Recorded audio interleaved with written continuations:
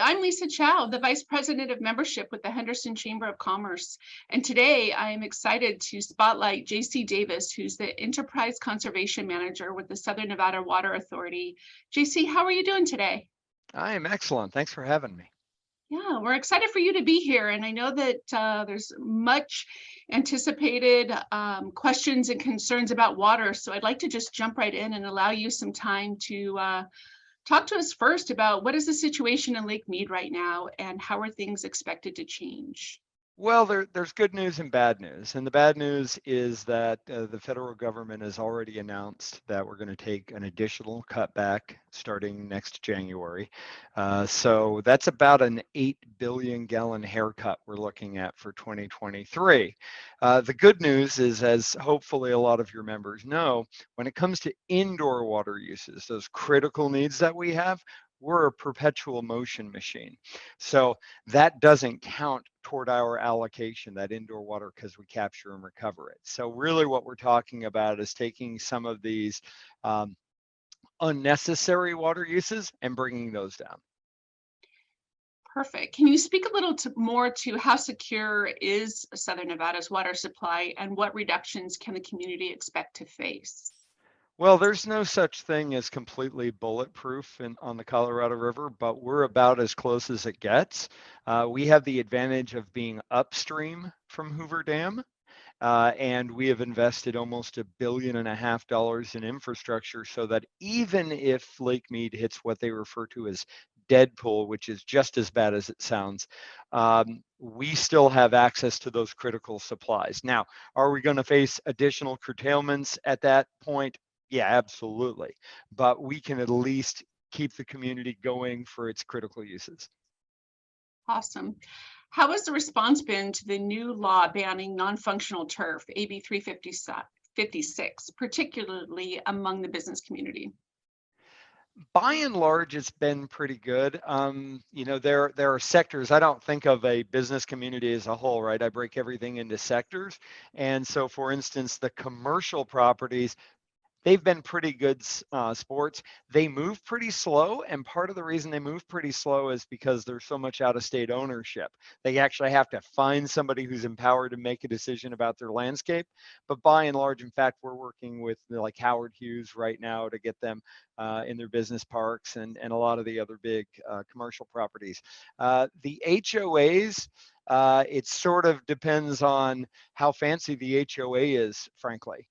Most of the HOAs like we might live in are fine, but some of the really elite ones that went wall-to-wall fescue when they started are a little reluctant to get rid of that and replace it with drip irrigated plants. We're in the Green Valley area and we see it already being done or almost done as it is. So yeah, like Green Valley Ranch is a good example of somebody who's actually said, nope, we're going to do the right thing, and they're working with us. Anthem, Seven Hills, so a lot of those communities have been pretty proactive, and we're happy about that. yeah, we've seen that. The SNWA is advocating for a moratorium on evaporative cooling in the new commercial construction. Why is it pursuing that path, and what are the key obstacles? Well, the reason is pretty simple. That again, that good news is that our indoor water is captured and recycled. The bad news is that limits the number of things that we can do, right? In terms of actually reducing our water use in a consumptive way. The two big ones are landscape irrigation, which obviously we're taking care of with AB 356, and evaporative cooling. Evaporative cooling is one of those things people don't even think about. You think of like a swamp cooler in your garage. That's not what we're talking about. You build a giant warehouse, like 250,000 square feet, which isn't even the biggest that they have. And that warehouse, if it's evaporatively cooled, uses about the same amount of water consumptively every year as 1,500 commercial properties that are air cooled. So it's one of those. One data center, if it's wet cooled, can use as much water as 10,000 homes. So we're talking about big volumes of water. And if you think about all they're doing is they're using our water supply as a heat sink. I don't want to get into the technical weeds on there, but there are non-evaporative options available, but they just historically haven't been used here. They're essential in other parts of the country because you can't use evaporative cooling because it's too humid.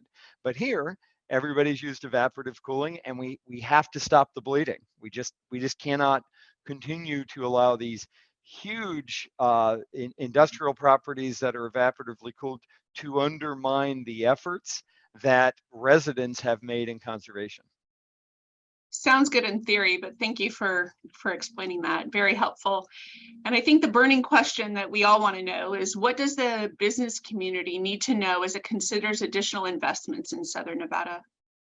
Well, I think the big things they need to know are, one, again, from a critical needs perspective, we're about as solid as you can get in the Colorado River Basin because of the infrastructure we've put in, and our position above Hoover Dam. And then the second thing is that they will need to make some adjustments. Those that are using evaporative cooling are going to need to be prepared to enact non-evaporative alternatives, and there are plenty. And it doesn't necessarily mean, because we've done the studies, it doesn't necessarily mean a big increase in construction cost. It doesn't necessarily mean a big increase in power use. It's just a different way of doing business, and they're going to need to adapt to that. Thank you for your time today. This is so helpful. I know that as a chamber, as a business community, we get so many of these questions. And so I know this is brief, but I think it's filled with valuable information. And so thank you for your time. It's my pleasure, and I'm always happy to help. Thank you.